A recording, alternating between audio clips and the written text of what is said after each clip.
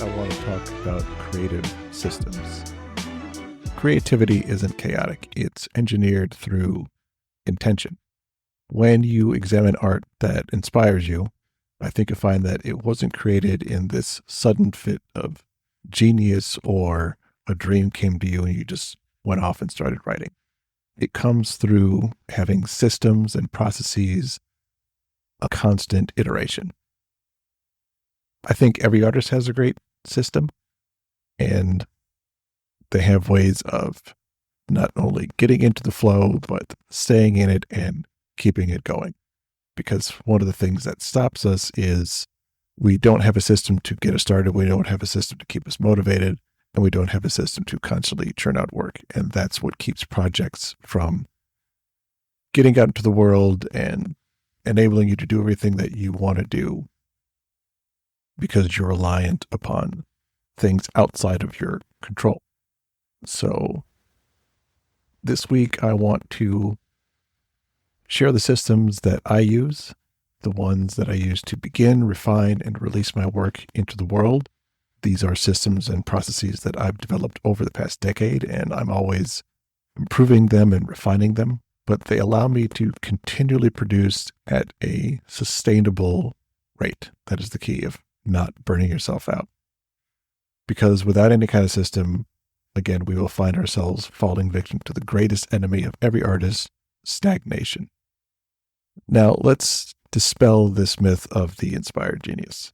It's unfortunate that creativity is looked at as this magical or ethereal process.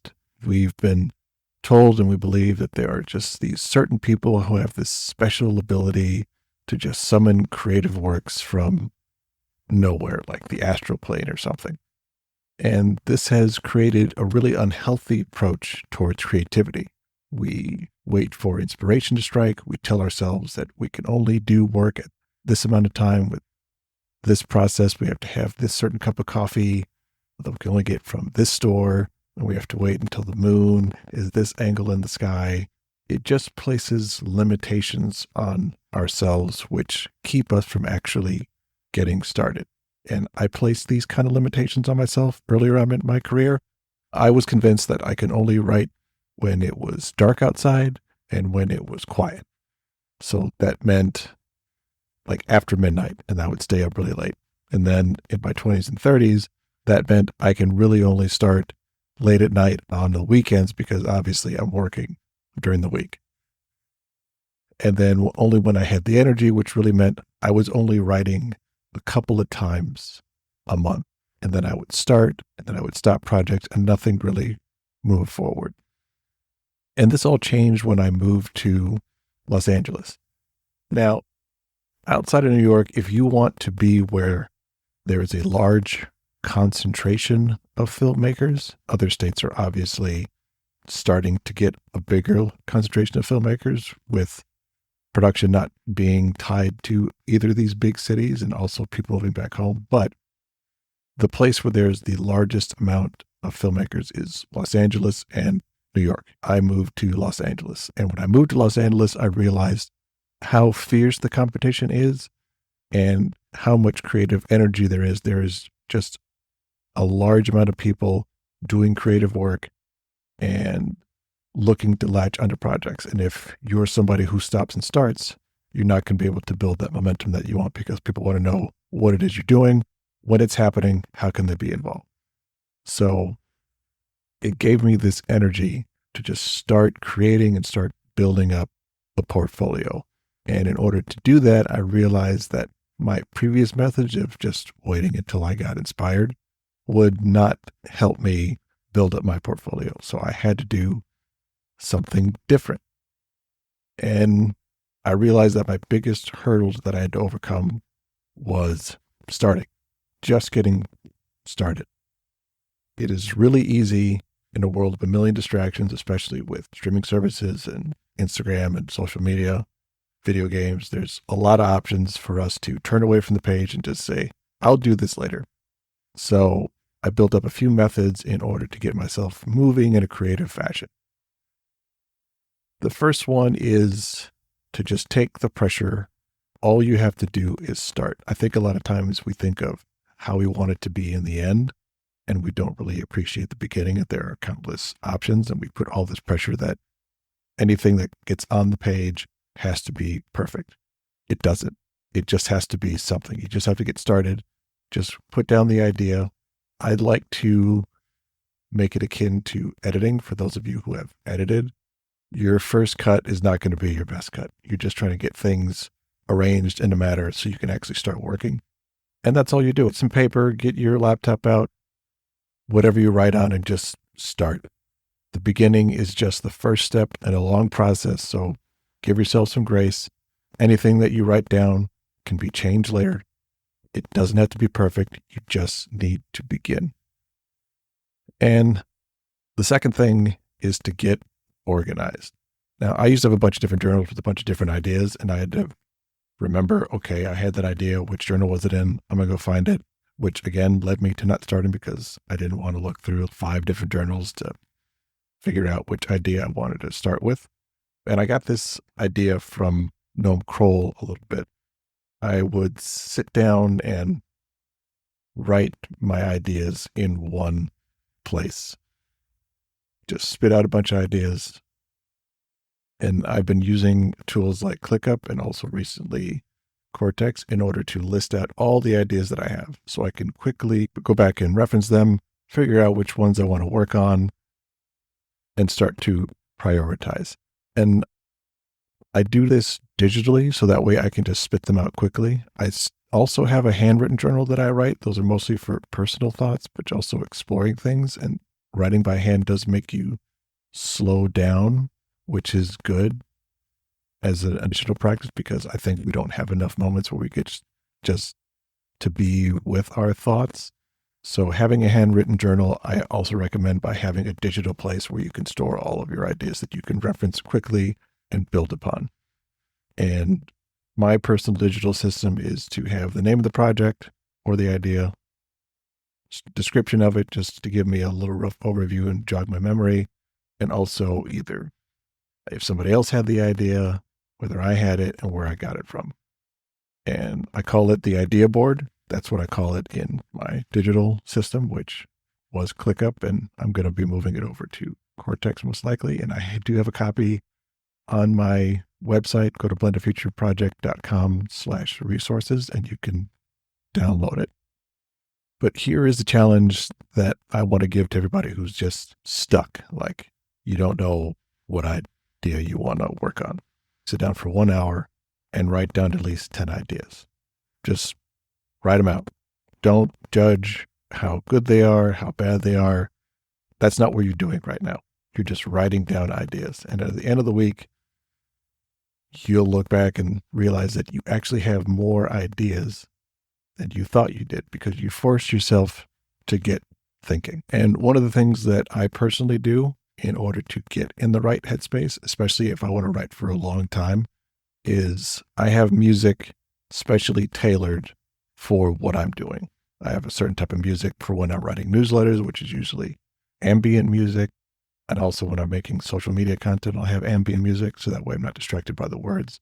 But for films, even before I start, like when I'm writing the script, when I'm making the treatment, or I'm just fleshing out characters, I can do that without music, or I'll use ambient music. But when I'm writing the script, I build what is essentially a very long soundtrack, which consists of the type of score, the type of songs that if budget was no option, I would have in this movie.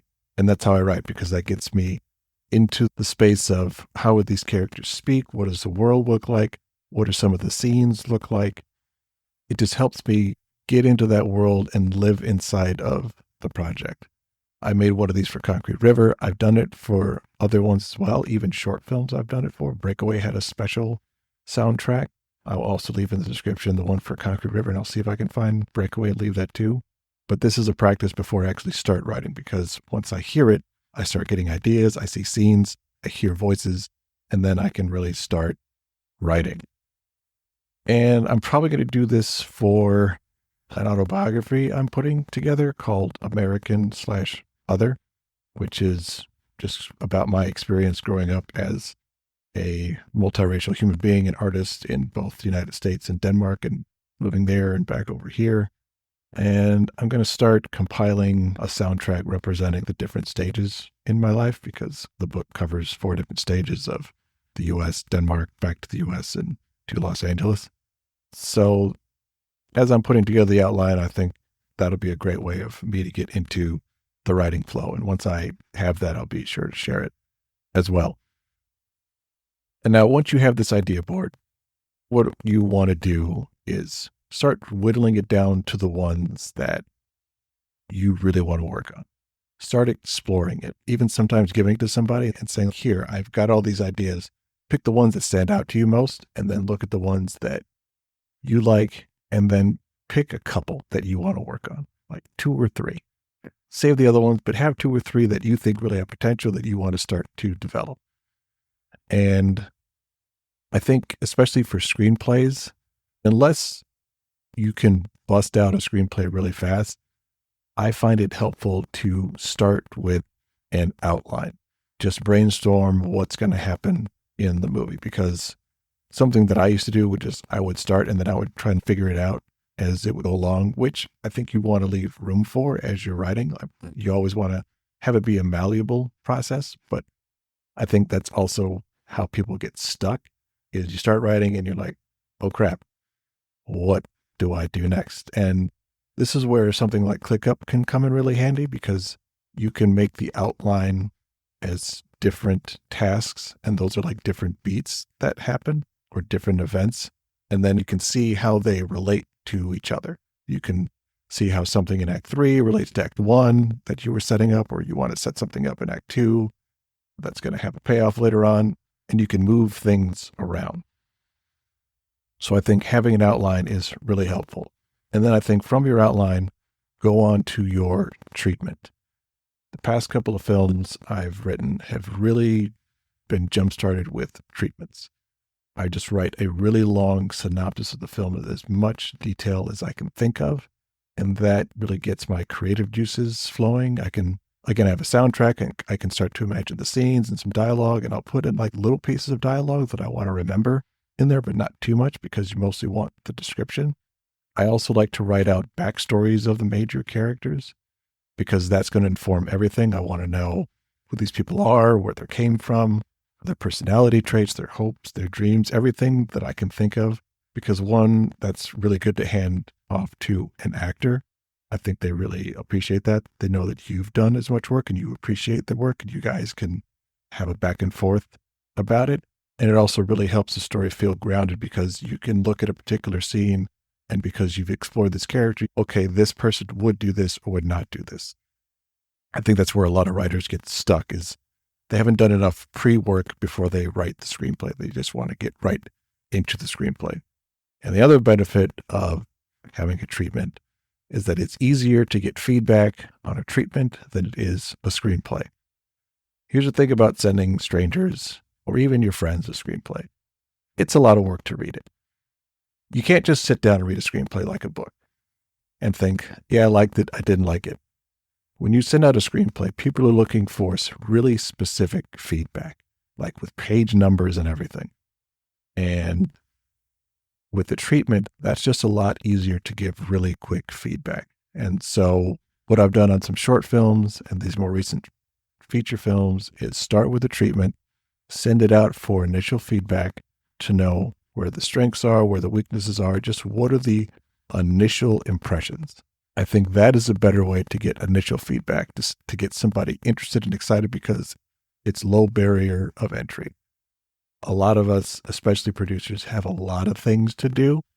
So giving us a treatment to read we appreciate that a lot more than here's an entire screenplay.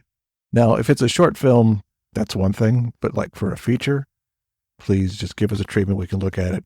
We can say, hey, I like this, and then I'm interested to look at the screenplay, as opposed to here's an entire 90-page document, oftentimes like 120 pages that you want me to read and then give you detailed feedback on.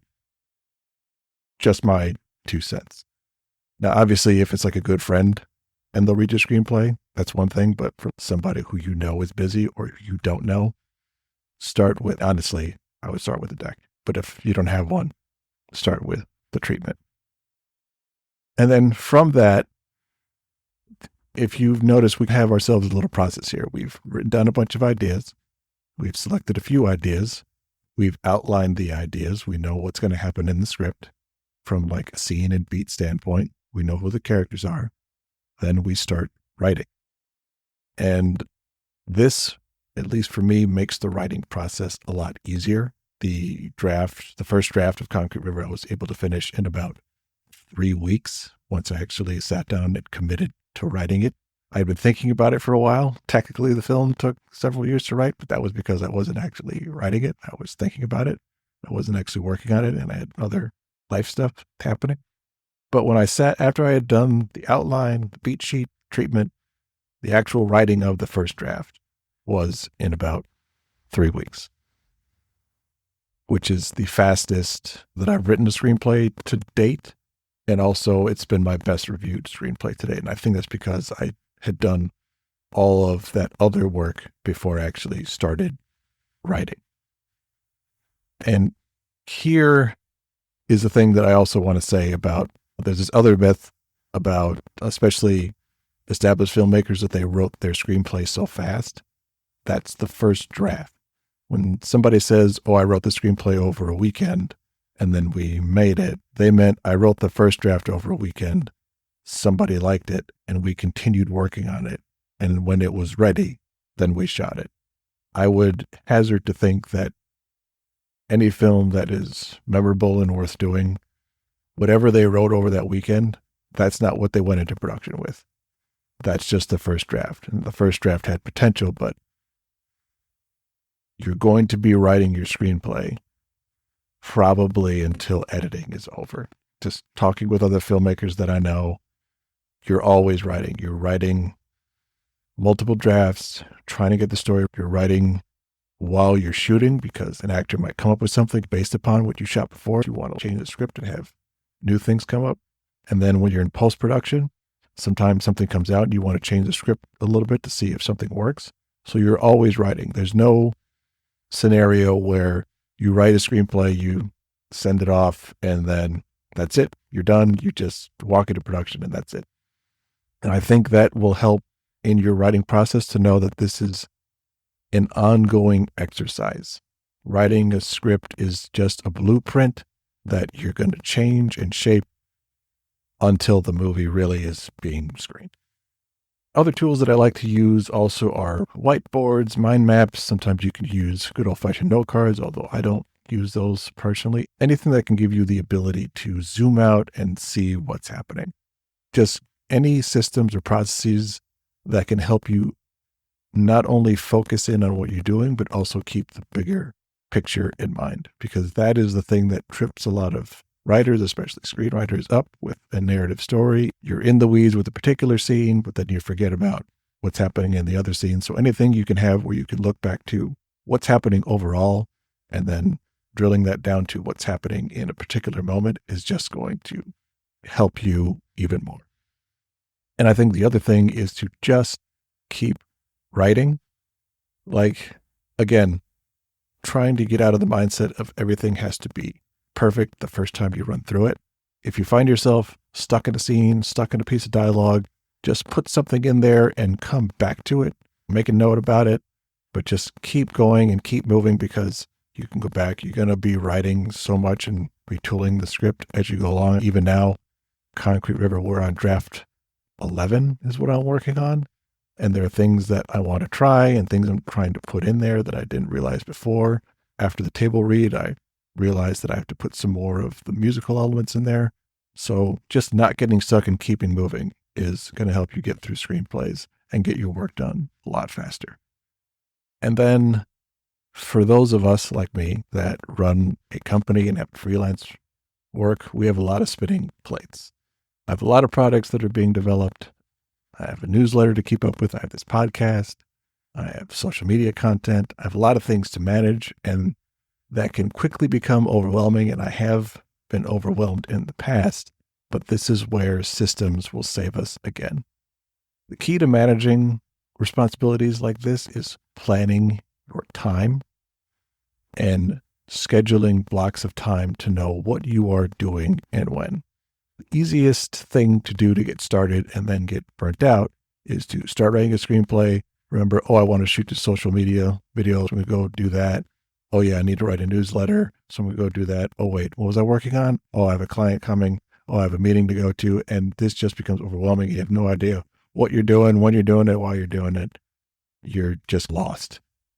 So I like to schedule blocks of time so that way I know exactly what I'm doing, when I'm doing it, why I'm doing it, but also have flexibility in these blocks of time. You want to prioritize what comes first. I mean, for me right now, that is like editing work because that takes the longest. So anytime I'm working on a project, that is what I schedule most of my time for. And then it goes down to creating any kind of content I need to. So newsletters, social media posts, that come secondary, and then developing other things is tertiary. So figure out what you need to prioritize and then schedule your time accordingly so you know what you're doing when, but also be flexible about what you're doing when. If something takes longer, great. If it takes shorter, even better. But this helps me not only not be overwhelmed, it helps me not be tired or distracted. It helps me create even more. Because really creating systems like these for people in the entertainment or any kind of artistic endeavor is about being able to survive. If you live in the United States, we are being bombarded with distractions and we're overwhelmed all the time. We are a hop, skip, and a bad decision or a bad event away from really living in disaster. So we're always stuck in survival mode, and we have to move through society in a place that is overwhelmed with panic and fear. And the way that we can overcome that is by having systems. Every fight against an oppressive regime came through planned action. People working together in concert with a detailed agenda on how they would take away the barrier or the problems in front of them. And I'll just say right now, we are fighting a fascist government, and we can do that through the creation of art and film. It seems like Hollywood is just going to bend the knee and do whatever they have to in order to maintain what they think is their power and control over filmmakers. So what we need to do is embrace a new path of ownership. We need to own our stories and raise our voices, and we need to build a base of power that we can use to lift up the other creators around us and the other people around us. And using systems like the ones that I've just outlined is how we can really keep up the fight. And I think especially for filmmakers, this means we have to start embracing the idea of also being content creators. I think there's this dichotomy of content creators have built audiences and they see the value in that. And they would like to know how to do things that filmmakers do, which is really telling the stories of other people. I've talked to several content creators with fairly large audiences that are not really burnt out, but they're looking to do something new. And that's telling stories that don't involve them being on camera. If they have to be on camera, they will, but they like to use their platforms to lift up other people and tell stories that people don't hear, but that they have access to. And they're just not sure how to do it. And on the flip side, filmmakers kind of look down on content creators. We look at maybe the camera that they use or the way they do things, and we thumb our nose at them. But they've unlocked something that we need to tap into if we want to have ownership. Now, I know everybody's saying that Ryan Coogler was able to have ownership and didn't have to use social media to promote his work. That's Ryan Coogler. He has Warner Brothers behind him, and he's built up a track record of making billions of dollars for large studios. So when he comes out with a movie, Warner Brothers is going to put all their money into his marketing. Most of us don't have that. So I think we're going to have to live in this middle space, which is filmmaker using the tools and the knowledge we have of how to make something look good, how to tell somebody else's story, but also doing what content creators do, which is how to talk to an audience, let them know about us, who we are, and the work that we make. So that is my spiel about that. I think embracing the path of a content creator, but also keeping in mind the skills and abilities of a filmmaker, just going to help us have that ownership that we need in order to survive a Hollywood that is really hostile to filmmakers of the global majority. Because having that mindset and having those practices and having these systems keep us strong, they help us maintain our health, they help us stay in a creative flow, and they help us have leverage and ownership over the work that we want. And the last thing that I want to say about creating a system is to keep patience in mind. We have to be patient with our process. We have to be patient with ourselves. We have to be patient to see things through.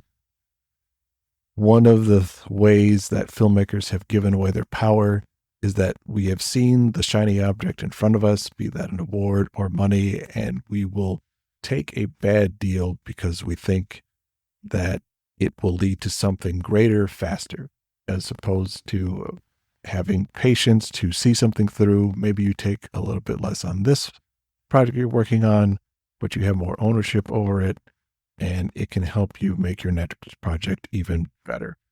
Because any type of art, but especially film, is a long-term game. What you want is not to have one great movie, but a portfolio of good work. And if the one you're working on now has to be low budget, that's fine. Just work with what you have. And especially if you've gone through the process of writing down a bunch of ideas, it'll give you leverage with yourself to know, oh, I don't have to make this film for $5 million. I can make this one for $20,000 because I have a bunch of other ones that I can make for either the same budget level or maybe a little bit higher. I have enough ideas that I can cycle through, so that way I don't have to rush and try to get as much as I can, as quick as I can, and really just start doing things that are detrimental to not only myself, but the people that supported the film and the people involved, and also the audience watching it. So take this knowledge that I've shared here today, build systems of your own that can get you into creative flow, keep you going, keep you strong, keep you healthy, keep you focused, and keep you sane, which is a hard thing to do in the world today, because this is how you become unstoppable. All right, that's it for this week. I will be back fairly soon. I'm going to do these now bi-weekly, so I'll be back not next week, but the week after. You can get the free guides that I mentioned, both the idea board and another couple of guides that can really help you start to hone in on your creative process on the Blended Future website, blendedfutureproject.com/resources. If you are listening to the Substack, please consider upgrading to paid. This is how we not only build this archive, but keep this work supported. And actually, we're going to be coming out with a lot more articles that help with that, not only from my personal opinion, but I'm going to be starting a secondary podcast with a friend called Field Notes for Filmmakers, where we're going to talk together about how to build a creative ecosystem that's sustainable. We're going to bring on other people who have done it outside of the Hollywood system, and just how to build a sustainable entertainment career. And I will also leave in the description below the not only links to the guides, but also the soundtracks that I built for the 2 films that I've made where I built soundtracks. So look out for that. And feel free to send me a message on Substack. Introduce yourself. Collaboration always starts with just one sentence from a stranger. You can also find me on LinkedIn under my name, Mars Litica, because the goal here is to create a cultural archive that can withstand not just this time, but live on to instruct others. And we all need to create stories that need to be told, and I want to help people find the best way to keep on sharing their stories, so that way we can build up an ecosystem for filmmakers that is sustainable. Thank you very much for listening, and I will speak to you next time.